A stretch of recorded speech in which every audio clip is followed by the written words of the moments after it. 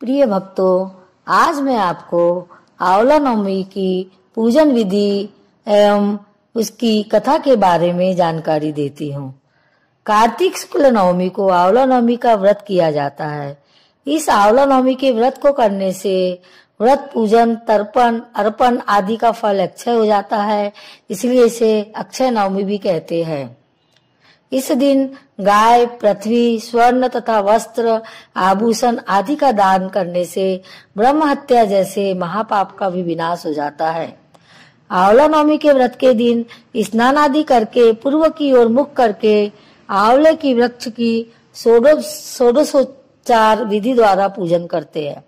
फिर वृक्ष की जड़ में दूध की धारा गिराकर पेड़ के चारों ओर सूत लपेटकर कपूर या घी की बत्ती से आरती करके 108 परिक्रमाएं लगाते हैं। पूजन सामग्री में जल, रोली, अक्षत, गुड़, बतासे, दीपक और आंवला होना चाहिए। तत्पश्चात ब्राह्मण ब्राह्मणी के भोजन में आंवला अवश्य होना चाहिए। आंवला नवमी की कहानी सुनिए। आंवला नवमी की कहानी। एक आंवला राजा था जो रोज एक मन सोने का आंवला दान करता था, बाद में खाना खाता था। एक दिन उसके बेटों की बहुओं ने सोचा कि रोज इतने आंवले का दान करेंगे तो सारा धन खत्म हो जाएगा, इसलिए इनका दान बंद कर देना चाहिए। फिर पुत्र आया और राजा से बोला कि आप तो सारा धन लुटा देंगे, इसलिए आप आंवले का दान करना बंद कर दो। तब राजा और रानी उजाड़ में जाकर बैठ गए। चूंकि वह आंवलों का दान नहीं कर सके, इसलिए उन्होंने कुछ भी नहीं खाया।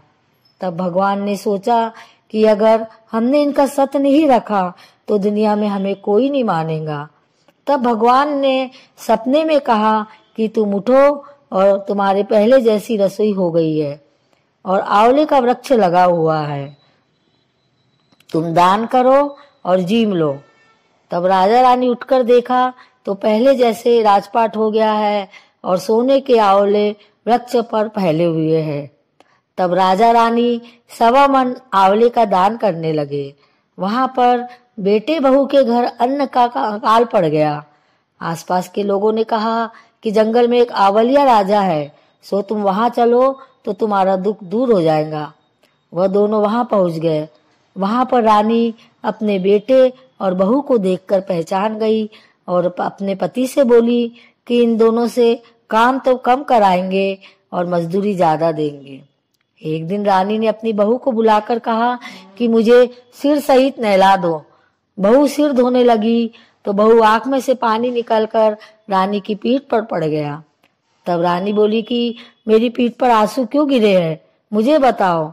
तो वह बहू बोली कि मेरी भी सासू की पीठ पर ऐसा ही मसा था और हमने उसे घर से निकाल दिया। वह 1 मन आंवले का दान करते थे तो हमने उन्हें भगा दिया।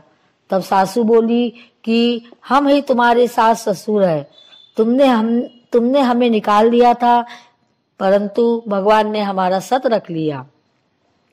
हे भगवान, जैसा राजा रानी का सत रखा वैसा ही सबका रखना। कहते सुनते सारे परिवार का सत रखना।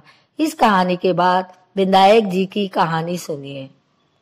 जय हो, बोली आंवला महारानी की जय।